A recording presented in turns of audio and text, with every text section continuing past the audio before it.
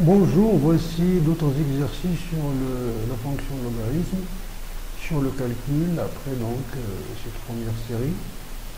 Donc il y a à résoudre des équations, calculer des limites et puis utiliser la dérivée logarithmique. Bien, donc on y va. Alors donc voici la première équation qui est la suivante. Voilà. Donc cette équation E est définie pour, alors vous allez avoir x au cube moins 2 doit être supérieur strictement à 0, et 3 moins x aussi supérieur strictement à 0, et 4x supérieur strictement à 0. D'où, donc je vais éviter de faire les équivalences, donc x supérieur à racine cubique de 2, et x inférieur à 3, et x supérieur à 0. Donc, x appartient, donc il est supérieur à racine cubique de 2 est supérieur à 0, donc il est supérieur au plus grand d'entre eux. Donc il est supérieur à racine de 2, à racine cubique de 2, et il est inférieur à 3.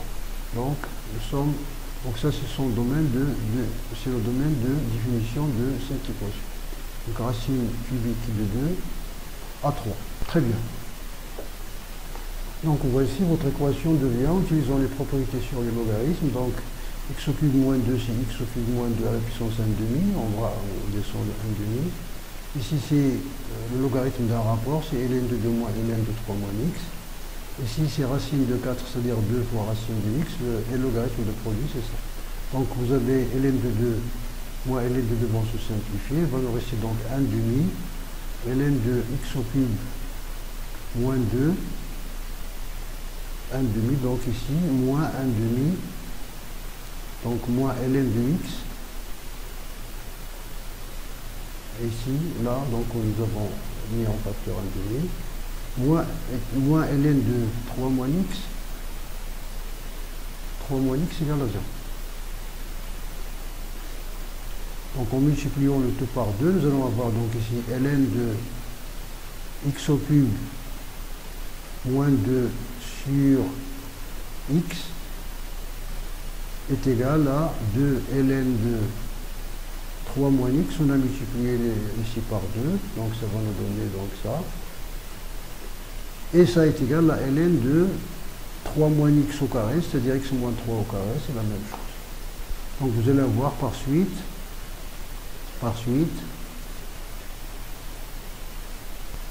donc nous avons ceci, donc le somme de logarithme, donc on égalise les arguments, donc ça est égal à ça, les parenthèses sont égales. On multiplie par x ici, nous simplifions, nous avons cette équation. Cette équation admet des racines, deux racines, vous calculez delta.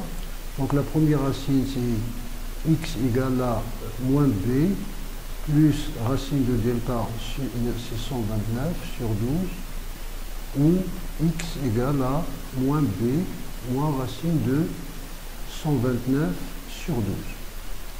Et cette racine-là est négative, donc ne marche pas, tandis que cette racine appartient à, donc vous avez x1 et x2, donc x1 appartient au domaine de définition, d'où l'ensemble de solutions c'est le singleton x1. Bien sûr, donc vous pouvez vérifier que ce nombre-là est compris entre racine cubique de 2 et 3. Alors deuxième équation, c'est une équation là. Donc on considère D son domaine de définition. Donc vous avez soit x appartenant à R, x appartient à D, signifie que, alors vous avez x appartient à D, signifie, alors vous devez avoir donc x au carré moins 2x doit être un nombre strictement supérieur à 0, et 8x moins 10 est supérieur strictement à 0. Donc ici vous allez avoir donc x facteur du x moins 2 est supérieur strictement à 0, et x supérieur à 10 sur 5 à 5 sur 4. Donc x doit être supérieur à 5 sur 4, donc ici, puisque x est supérieur à 5 sur 4, si cette condition-là est satisfaite, donc ici, on doit avoir x supérieur à 2. Donc on doit avoir x supérieur. Donc on va donc là, donc x supérieur à 2, et x supérieur à 5 quarts, d'où le domaine D est égal à quoi? Donc le plus grand d'entre eux c'est 2. Donc vous allez avoir 2 vers plus l'infini. Donc ça c'est le domaine. Très bien. Cette équation donc est équivalente à dire, alors vous avez ln de x carré ici, x carré moins 2x, plus, alors vous simplifiez d'abord par 2, il va vous rester ici 2 sur 4x moins 5, et puis vous utilisez la propriété, donc ln de a sur b, vous avez ça. Donc vous allez avoir, donc les ln se simplifient, donc vous allez avoir ln de x carré moins 2x supérieur à ln de 4x moins 5. Donc ici, donc ça se simplifie. Donc ceci est équivalent à dire x carré moins 2x est supérieur ou égal à 4x moins 5. Donc c'est équivalent à dire x au carré moins 6x plus 5 est supérieur ou égal à 0. Vous remarquez là donc une racine évidente qui est 1. Donc x moins 1, facteur de x moins 5 est supérieur ou égal à 0. Nous savons que le trinôme est positif avec a ici.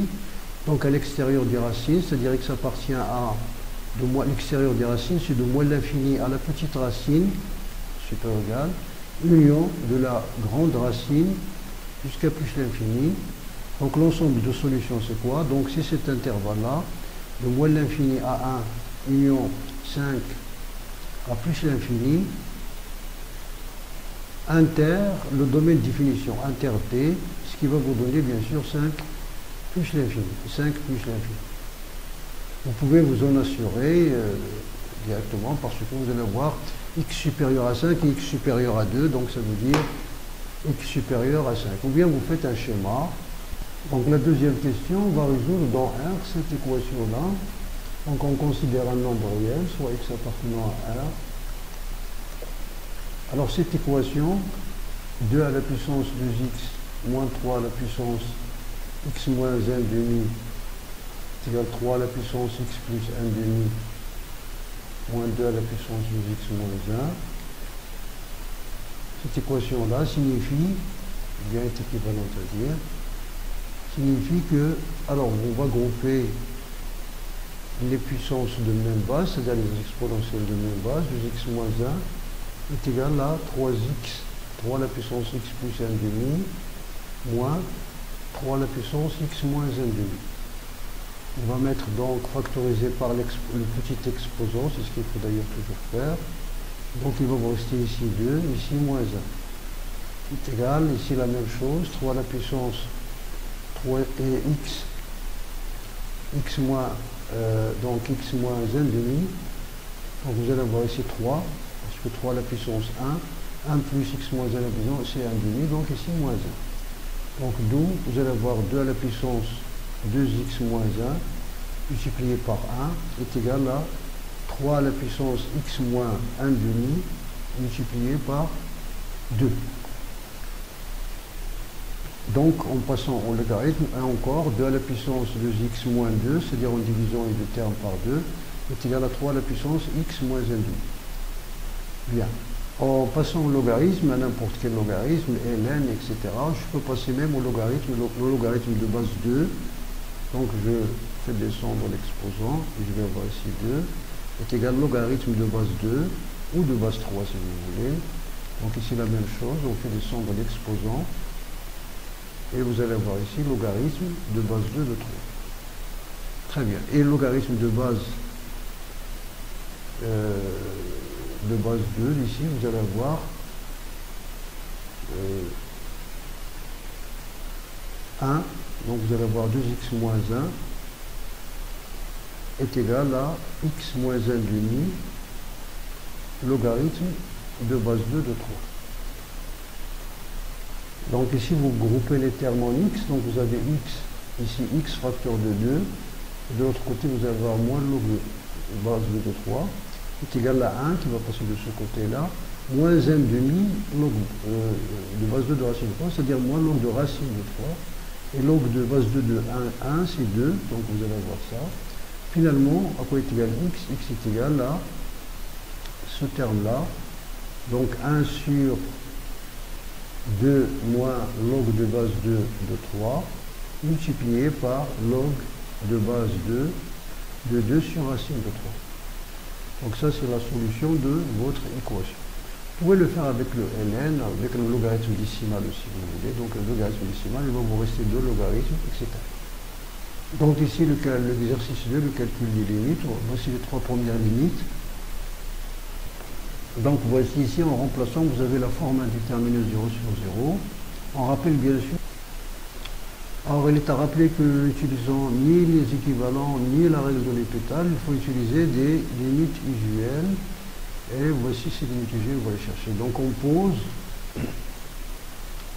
t égale à racine cubique de x.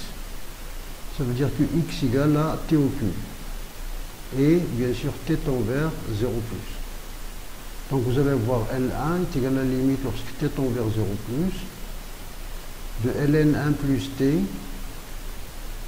sur t au cube ln de t au cube qui est égal à limite t tend vers 0 plus de ln1 plus t sur t, voici une limite usuelle qui est égale à 1, multiplié par 1 sur, on va descendre ici, rabattre la puissance du logarithme, donc ça va nous donner 3t multiplié par t ln t. Bien, alors vous avez ici, on a la limite lorsque t tend vers 0 plus. Donc vous avez ici donc ces limites-là sont usuelles, cette limite est égale à 1, celle-là, et celle-là est égale à 0, celle-là est égale à 0. Donc vous avez 1 multiplié par 1 sur 0, donc ça vous donne n1 est égal à moins l'infini. Donc dans ce type de limite où nous avons donc une puissance et de ln x, on opère le changement de variable t égale à x à la puissance, t égale à x à la puissance, le petit exposant sur le grand exposant. Grand exposant, bien sup sur 1. Le petit exposant sur le grand exposant, d'accord? C'est-à-dire l'inf des deux exposants sur leur sup, le plus grand. Donc sinon, vous faites directement est égal à limite lorsque x tend vers 0 plus. Vous mettez tout sous sur cette racine. Donc vous avez ln x à la puissance 3, ça marche. Vous avez ici x à la puissance 1 quart. Bien, mais comme ici vous avez 3 quarts, donc il faut mettre ici x à la puissance 1 douzième. D'accord? 1 douzième. Donc ça marche. Donc est égal limite lorsque x tend vers 0 plus, et vous mettez ici x à la puissance 1 sur 12, ln x à la puissance 1 sur 12. Et comme vous n'avez pas le 1 sur 12, vous mettez ici 12. Comme ça, lorsque vous le descendez par le logarithme, il s'en va, à la puissance 3. Donc est égal à la limite lorsque x tend vers... Alors on va maintenant changer cette variable. T tend vers 0 plus, de quoi? De 12 t ln t, à la puissance 3. C'est quoi t? T c'est x à la puissance 1 sur 12. Ou bien la racine douzième de x. Bien sûr, ça c'est une limite usuelle qui tend vers 0, donc la limite c'est 0, c'est très bien. Donc ici, la même chose, en remplaçant, vous avez la limite, ça tend vers 0, ça tend vers moins l'infini. Donc vous allez utiliser une limite usuelle. Donc ici, c'est-à-dire si vous remarquez que vous avez là, x tend vers 2 plus, ln x sur 2 c'est moins ln x moins 2 sur x. Si vous avez donc 2 moins x sur x, parce que vous avez ln, donc vous avez utilisé la propriété ln de 1 sur a est égal à moins ln de a, ou bien ln de a sur b est égal à moins ln de b sur a. Bien sûr, a et b sont des nombres simplement positifs. Donc ici vous avez la même chose, donc est égal à la limite x tend vers 2 plus de x moins 2, donc vous avez la même variable ln x moins 2 sur x. Et ça tend vers 0, ça veut dire c'est la limite lorsque y tend vers 0 plus de t ln t. Qu'est-ce que c'est que y? De y ln y, pardon. Y ln y. Qu'est-ce que c'est qu'y? Y c'est x moins 2 sur x. Bien sûr, y tend vers 0 plus. Donc ça, c'est une limite usuelle, est égale à 0. C'est très bien. Donc vous avez dans cette limite-là, donc c'est la forme indéterminée Ici, x tend vers plus l'infini. Ici, le rapport tend vers 1. Plus haut degré sur plus haut degré. Donc, ln de 1, c'est 0. Donc, c'est cette forme indéterminée-là. Vous avez L4 est égal. On va faire sortir les limites où il y a ln de 1. Ça veut dire ça, x, ln, donc en décomposant ici, x sur x est égal à 1 plus 2 sur x. D'accord? Vous pouvez directement poser est égal donc la limite x tend vers plus l'infini de ln de 1 plus 2 sur x, ici 2 sur x, multiplié par, voilà, 2 sur x est multiplié ici par 2. Donc x va en haut, donc ce n'est pas de problème. Donc si je pose, on pose t égale à 2 sur x, et on a la limite L4 égale la limite, lorsque t tend vers 0 plus, de ln 1 plus t sur t, d'accord, ln 1 plus t sur t multiplié par 2. Et comme cette limite-là tend vers 1, c'est la tend vers 1, donc vous avez est égal à 2. D'accord, donc ici c'est 2. Voilà, c'est très bien. Ici, vous avez donc, dans cette limite, la forme indéterminée, moins l'infini plus l'infini. Pour l'enlever, vous cherchez la limite usuelle de plus l'infini, c'est-à-dire ln x sur x. Ou bien ln, la limite lorsqu'une quantité quelconque, tend vers plus l'infini, de ln de cette quantité sur la même quantité est égal à 0. Ou bien ce qu'on appelle aussi la croissance. Donc L5 égale, on va mettre carrément 1 plus x carré au facteur, la limite lorsqu'x tend vers plus l'infini, de 1 plus x carré, facteur de 2x au cube sur 1 plus x carré, plus ln de 1 plus x carré sur 1 plus x carré.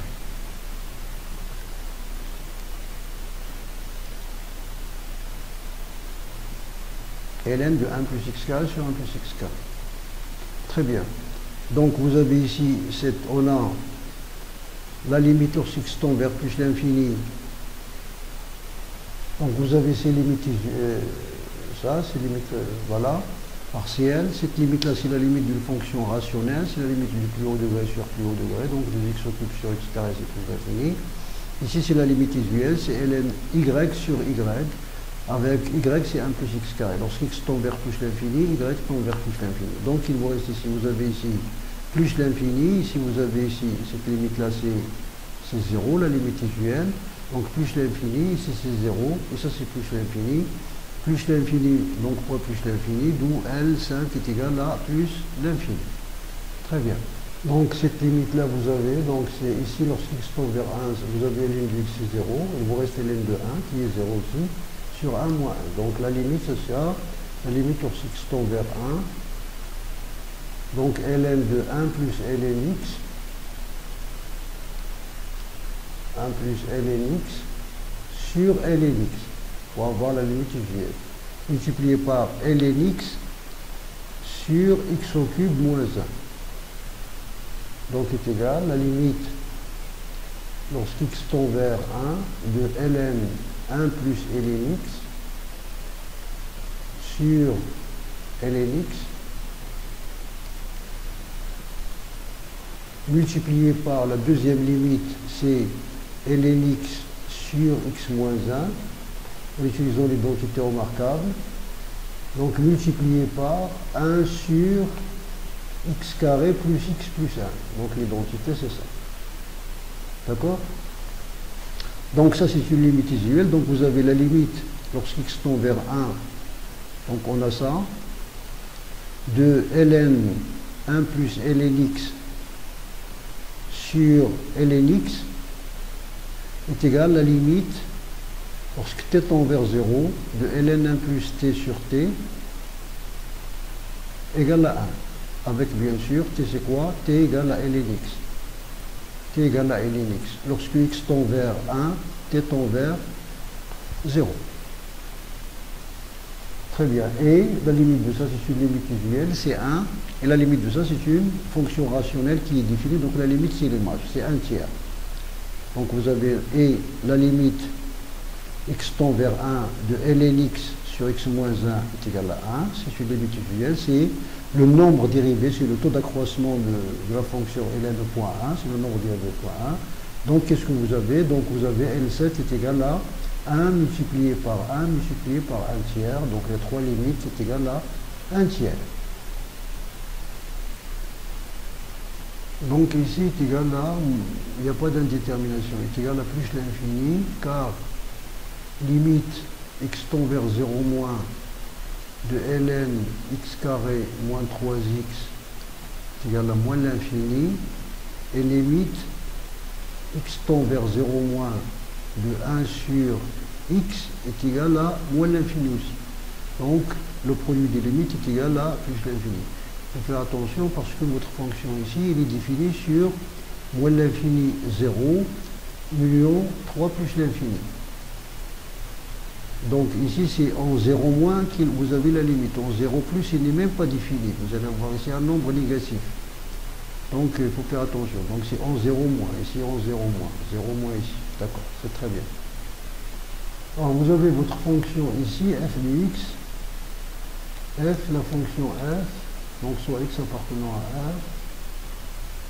Alors vous avez x appartient à d de f. Si seulement si vous avez x au cube plus x est supérieur ou égal à 0. Bien sûr, x carré plus 1 est supérieur strictement à 0. Donc c'est équivalent à dire que x est supérieur ou égal à 0. X carré plus 1. Donc d de f, donc d de f est égal à quoi? Est égal à 1 plus. Votre fonction f est dérivable. F est dérivable sur 0 plus l'infini, c'est-à-dire sans 0, parce que ici nous avons dit que la fonction est positive mais ça nous dit. Très bien. Alors on va considérer donc sur cette quantité là, quel que soit x appartenant à 0 plus l'infini, ln de f du x. Ln de f du x est égal à quoi? Est égal donc à 1 tiers ln de racine cubique, chez 1 tiers c'est 3, 3 racine cubique de x au cube plus x sur racine carrée de x carré plus 1. Donc est égal à 3 multiplié par ln de racine cubique de x au cube plus x moins 3 ln de racine carrée de x carré plus 1. Donc ln de f de x est égal à, si vous rabaissez le 1 tiers, donc ça va vous donner ln de x au cube plus x